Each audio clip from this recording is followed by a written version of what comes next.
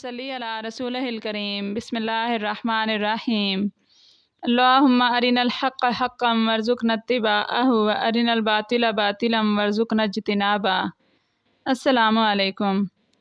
حضرت سیدنا ابو ہریرہ رضی اللہ تعالیٰ عنہ سے روایت ہے کہ حضور تاجدار مدینہ صلی اللہ علیہ وآلہ وسلم کا فرمان روح پرور ہے، جس نے مجھ پر ایک مرتبہ درود پاک پڑھا، اللہ عز و جل اس پر 10 رحمتیں نازل فرمائے گا۔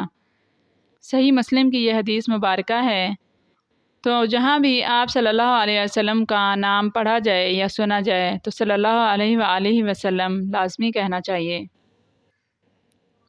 آج ہمارے پہلے ٹاپک میں جو آپ صلی اللہ علیہ وآلہ وسلم کی سیرت کے متعلق ہے، سب سے پہلے ہے آپ صلی اللہ علیہ وآلہ وسلم کا نسب نامہ۔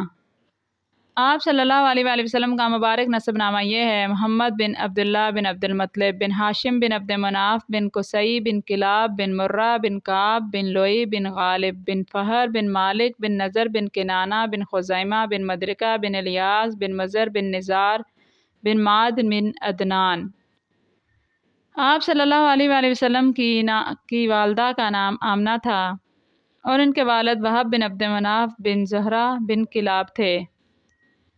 یہ وہی کلاب ہیں جو والد کی طرف سے آپ صلی اللہ علیہ وآلہ وسلم کے نسب نامے میں آتے ہیں، لیکن وہ کتوں کے ذریعے بکثرت شکار کھیلا کرتے تھے، اس لیے کلاب کے نام سے مشہور ہو گئے۔ عربی میں کلاب کتوں کو کہتے ہیں۔ قبیلہ: آپ قبیلہ قریش سے تعلق رکھتے تھے جو پورے عرب میں سب سے معزز قبیلہ تھا۔ قریش دراصل فہر بن مالک بن نضر کا کنانہ کا لقب تھا، بعد میں اس کی اولاد اسی نسبت سے مشہور ہو گئی۔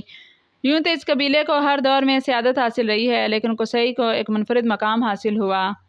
اس کا نام زید تھا اور وہ بچپن میں یتیم ہو کر والدہ کے ساتھ ملک شام کے قریب قبیلہ ازرہ میں جا بسا تھا اور وہیں پلا بڑھا تھا، لیکن جوان ہو کر مکہ آ گیا اور کچھ ہی دنوں بعد خانہ کعبہ کا متولی بن گیا۔ یہ قبیلہ قریش کا پہلا شخص تھا جو خانہ کعبہ کا متولی ہوا۔ متولی ہونے کا مطلب یہ تھا کہ اسی کے ہاتھ میں خانہ کعبہ کی کنجی ہوتی تھی، وہ جس کے لیے جب چاہتا دروازے کھولتا تھا۔ کعبے کے علاوہ ازیں قریش مکہ سے باہر آباد تھے، اس نے انہیں لا کر اندر آباد کیا اور حاجیوں کی میزبانی کا طریقہ بھی ایجاد کیا۔ یعنی آپ صلی اللہ علیہ وآلہ وسلم سے بیت اللہ شریف چونکہ حضرت ابراہیم علیہ السلام کے دور سے بنا ہوا ہے اور ہر زمانے کے لوگ جو ہیں وہ کسی نہ کسی طرح اپنے طریقے سے بیت اللہ کا طواف بھی کرتے تھے اور حج بھی کرتے تھے۔ تو آپ صلی اللہ علیہ وسلم کے آنے سے پہلے وہ حج کے دنوں میں بڑے پیمانے پر کھانا تیار کراتا اور چمڑے کے بڑے بڑے لگنوں میں کھجور، شہد یا کشمش سے میٹھا شربت بنواتا اور حاجیوں کو پیش کرتا۔ خاندان یہ تھا آپ صلی اللہ علیہ وآلہ وسلم کا۔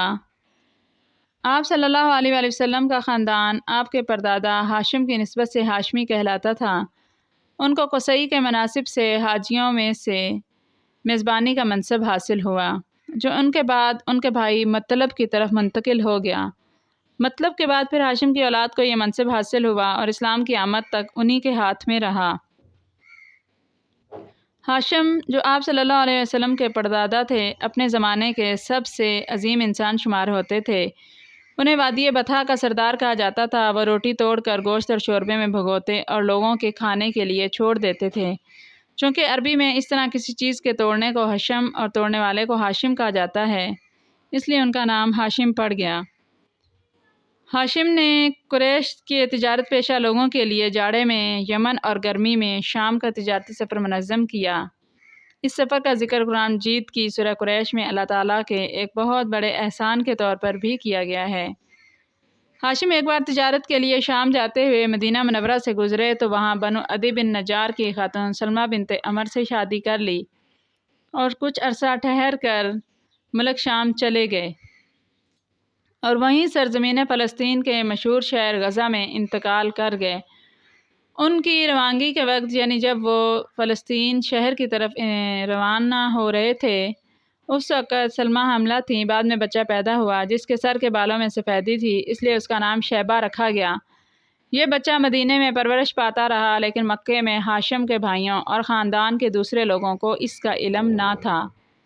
8 برس بعد مطلب کو اس کا پتہ چلا تو وہ مدینہ جا کر اس کو اپنے ساتھ لے آئے جب مکے میں داخل ہوئے تو لوگوں نے سمجھا کہ یہ ان کا غلام ہے، یعنی لوگوں کو تو نہیں پتہ تھا کہ یہ بھی ان کے اپنے رشتہ دار ہیں، تو لوگوں نے سمجھا کہ یہ ان کا غلام ہے، چنانچہ اسے عبد المطلب یعنی مطلب کا غلام کہنے لگے۔ بالآخر وہ اسی نام سے مشہور ہو گئے، یعنی عبد المطلب جو آپ صلی اللہ علیہ وسلم کے دادا تھے، ان کا ذکر اب ہو رہا ہے کہ عبد المطلب بہت خوبصورت اور عظیم انسان تھے۔ ان کے دور میں ان کا ہم مرتبہ کوئی نہ ہوا۔ وہ قریش کے سردار اور مکہ کے قافلہ تجارت کے ذمہ دار تھے۔ جود و سخا اس قدر کرتے تھے کہ ان کا لقب فیاض پڑ گیا تھا۔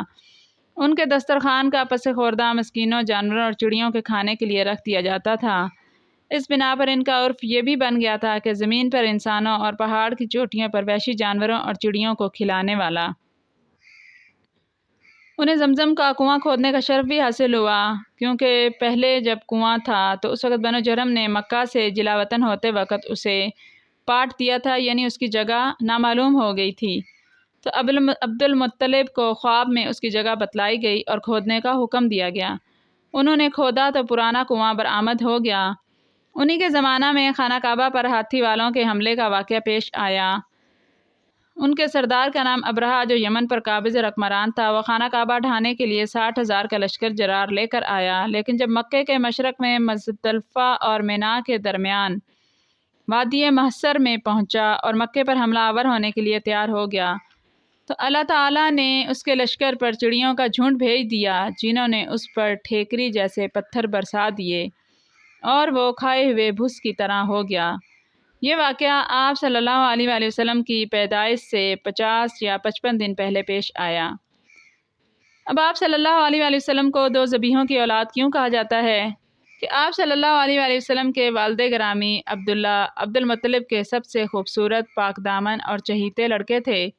انہیں ذبیح بھی کہا جاتا ہے۔ اس کی وجہ یہ ہے کہ زمزم کی کھدائی کے دوران جب کنویں کے نشانات برآمد ہوئے تو قریش نے بھی عبد المطلب کو ساتھ لے کر شرکت کرنی چاہی اور اس کے لیے ان سے جھگڑا کیا، جو بڑی مشکل سے ختم ہو سکا۔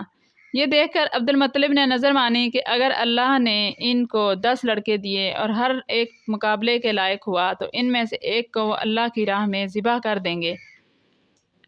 اب اللہ کا کرنا ایسا ہوا کہ ان کی یہ مراد پوری ہو گئی، چنانچہ انہوں نے سب لڑکوں کے درمیان قرعہ ڈالا۔ قرعہ عبداللہ کے نام نکلا، لہٰذا ان کو ذبح کرنے کے لیے خانہ کعبہ کے پاس لے گئے، مگر قریش نے انہیں روک دیا، بالخصوص عبداللہ کے بھائی اور ماموں سخت آڑے آئے۔ بالآخر یہ فیصلہ ہوا کہ ان کے بدلے 100 اونٹ ذبح کیے جائیں، چنانچہ عبد المطلب نے ایسا ہی کیا۔ اسی لیے آپ صلی اللہ علیہ وآلہ وسلم کو دو ذبیحوں کی اولاد کہا جاتا ہے۔ ایک ذبیح حضرت اسماعیل علیہ السلام تھے اور ایک آپ صلی اللہ علیہ وآلہ وسلم کے والد عبداللہ۔ اسی طرح آپ کو 2 فدیہ دیے گئے بزرگوں کی اولاد بھی کہا جاتا ہے، کیونکہ حضرت اسماعیل علیہ السلام کو مینڈھے کا فدیہ دیا گیا تھا اور آپ کے والد کو 100 اونٹوں کا۔ عبداللہ کی شادی آمنہ بنت وہب سے ہوئی، جو اس وقت قریش کی سب سے بلند پایہ خاتون تھیں۔ ان کا باپ وہب بھی بنو زہرہ کا عالی سردار اور منصب تھا۔ آمنہ شادی کے بعد یہ امید سے ہو گئیں۔ ادھر کچھ عرصہ بعد عبد المطلب نے عبداللہ کو تجارت کے سلسلے میں مدینہ یا شام بھیجا۔ واپسی پر وہ مدینے میں انتقال کر گئے اور انہیں نابغہ ذبیانی کے مکان میں دفن کر دیا گیا۔ اس وقت تک آپ صلی اللہ علیہ وآلہ وسلم پیدا نہیں ہوئے تھے۔ انشاءاللہ اگلے ٹاپک میں ہم آپ صلی اللہ علیہ وآلہ وسلم کی پیدائش اور ان کی والدہ محترمہ کے بارے میں حالات کا ذکر کریں گے۔ جزاکم اللہ خیرا۔